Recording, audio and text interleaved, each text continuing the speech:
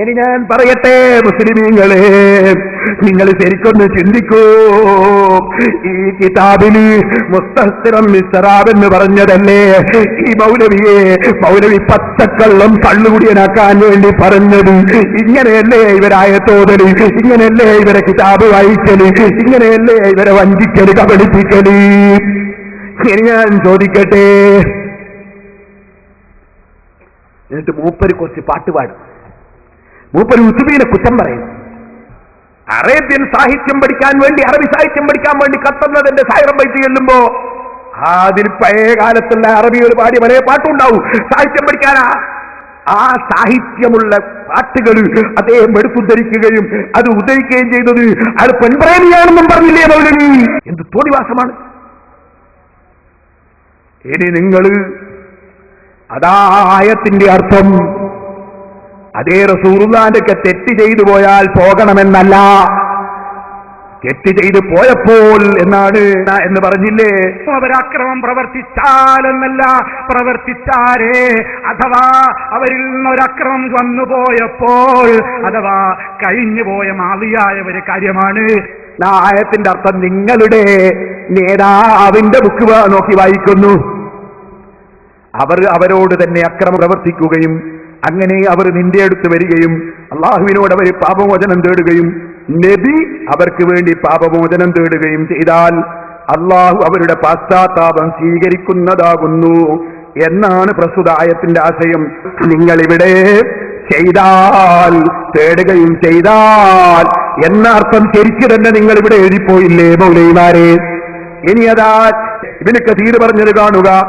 തങ്ങളുടെ പക്കലിന് പാപമോ അനുസരണക്കേടോ സംഭവിച്ചാൽ, തങ്ങളുടെ പക്കലിന് പാപമോ അനുസരണക്കേടോ സംഭവിച്ചാൽ, തങ്ങളുടെ പക്കലിന് പാപമോ അനുസരണക്കേടോ സംഭവിച്ചാൽ റസൂൽ സല്ലല്ലാഹു അലൈഹി വസല്ലമയുടെ അടുത്ത് ചെല്ലുകയും എന്നിട്ട് അവിടെ വെച്ച് അല്ലാഹുവിനോട് പാപമോചനം തേടുകയും പാപമോചനം തേടാൻ നബിയോട് ആവശ്യപ്പെടുകയും വേണമെന്ന് തെറ്റുകുറ്റങ്ങൾ ചെയ്തവരോട് അല്ലാഹു നിർദ്ദേശിക്കുന്നു.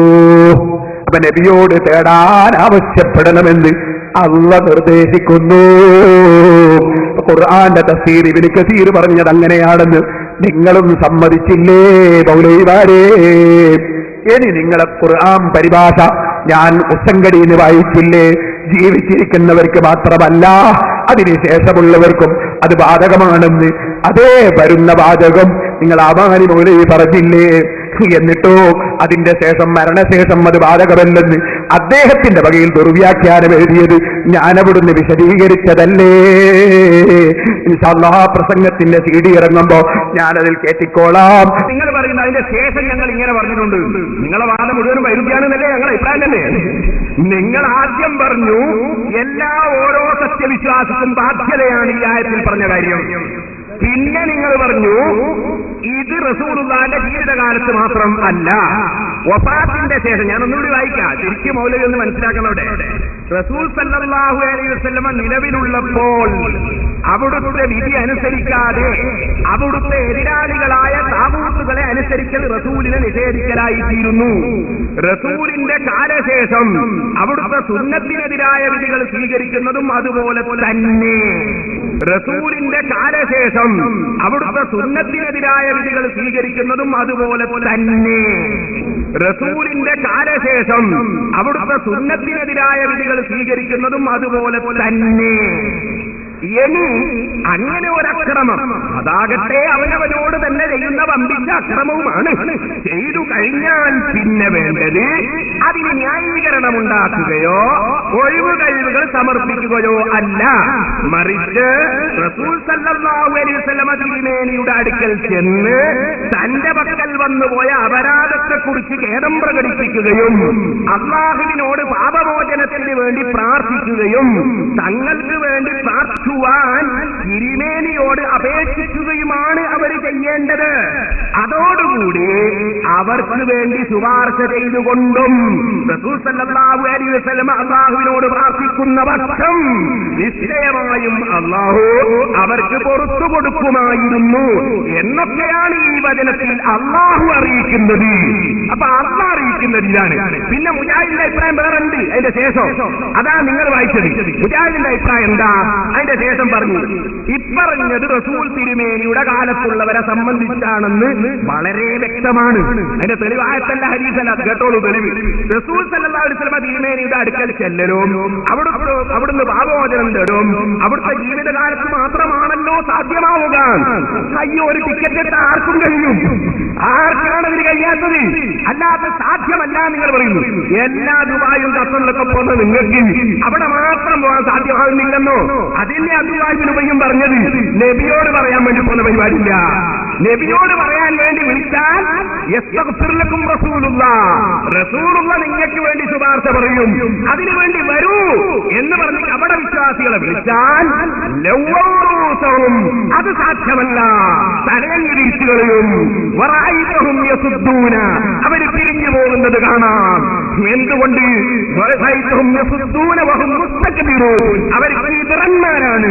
ഞങ്ങളെ ഭർത്താവിനോട് ഞങ്ങൾ തെറ്റിയിട്ടുണ്ടെങ്കിൽ ഞങ്ങൾക്ക് അല്ല മതി, അതിനിടയ്ക്ക് ഒരു നബിന്റെ ശുപാർശ വേണ്ട എന്ന അഹങ്കാരമാണ് എന്ന് ഖുർആൻ കപട വിശ്വാസികളെ സംബന്ധിച്ച് പറഞ്ഞത് വളരെ വ്യക്തമാണ്. അപ്പൊ നിങ്ങൾ ഇവിടെ ശ്രദ്ധിക്കൂ. അപ്പൊ സാധിക്കൂല എന്നാ പറഞ്ഞത്, ഖുർആനിലുണ്ട് എന്നല്ല പറഞ്ഞത്. പിന്നെ നിങ്ങൾ പറഞ്ഞ എന്താണെന്ന് കേട്ടോളൂ. എന്ത് പാപം ചെയ്താലും റസൂൽ തിരുമേനിയുടെ ഖബറിങ്കൽ ചെന്ന് സങ്കടം പറഞ്ഞാൽ മതിയെന്നും മറ്റുമുള്ള ചില അന്ധവിശ്വാസങ്ങൾക്കും അനാചാരങ്ങൾക്കും നീതീകരണം ഉണ്ടാക്കുവാൻ വേണ്ടി ചില തൽപര കക്ഷികൾ ഈ വചനം ഉപയോഗപ്പെടുത്താറുണ്ട്. അതെങ്ങനെ? നബിന്റെ അടുക്ക പോയി പറഞ്ഞാൽ മാത്രം പോരല്ലോ, റസൂലുള്ളാഹിനോ അള്ളാഹിനോടും കൊടുക്കല ചോദിക്കണമെന്ന് അവിടെ തന്നെ ഇല്ലേ? അങ്ങനെ ഒരു തൽപര കക്ഷിയും പറഞ്ഞിട്ടില്ല. അത് നിങ്ങൾ അനുയായികളെ വഞ്ചിക്കാൻ വേണ്ടി നിങ്ങൾ എഴുതിണ്ടാക്കിയതാണ്.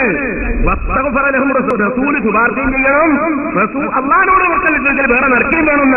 പിന്നെന്ത് തൽപര കക്ഷിയാണ് അവിടെ? പിന്നെ നിങ്ങൾ പറഞ്ഞത് എന്താ? ജീവിതകാലത്ത് അവിടുത്തെ സന്നിധിയിൽ ചെല്ലുന്നതും അതും ഒരുപോലെയാണെന്ന് ജൽപ്പിക്കുന്നു. ഇത് തികച്ചും നിരർത്ഥകമാണെന്നുള്ളത് ഇരിക്കട്ടെ. എന്തുകൊണ്ട് നിരർത്ഥകമാണ്? അങ്ങനെ അപേക്ഷിച്ചാൽ തന്നെയും റസൂൽ തിരുമേനി ഇവർക്ക് വേണ്ടി പാപം തേടുകയെന്ന ഉപാധി ജീവിതകാലത്തെ പൂർത്തിയാകൂ എന്ന് പറയേണ്ടതില്ല. നിങ്ങളെ വർത്തന ഞാൻ കേൾക്കേണ്ട ആവശ്യമില്ല. ഖുർആനിൽ പറഞ്ഞത് എന്താണെന്നുള്ളത് ഞങ്ങൾ ആവശ്യം. ഖുർആൻ പഠിപ്പിക്കുന്നത് എങ്ങനെയാണെന്ന് ആദ്യം പറഞ്ഞു. പിന്നെ നിങ്ങൾ ഇങ്ങനെ പറയുന്നു ഔലുൽ മൗലവി ലൈസ ബിഹുജ്ജത്തിനല്ലേ? മൗലവിയുടെ വാക്കുണ്ടോ ഇസ്ലാമിൽ തെളിവാകുന്നു? ഖുർആനേ തെളിവാവൂ, ഹദീസേ തെളിവാവൂ, ഇജ്മാഅേ തെളിവാവൂ, ഖിയാസേ തെളിവാവൂ.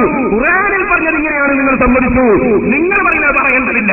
ഇങ്ങനെ പറയേണ്ടതില്ല എന്ന് പറഞ്ഞാൽ ശരി, അത് നിങ്ങളുടെ പ്രസംഗത്തിൽ പറയാം. വാദപ്രതിവാദത്തിലേ ശരിയാവില്ല. വാദപ്രതിവാദത്തിൽ അപ്പുറവും ഇപ്പുറമൊക്കെ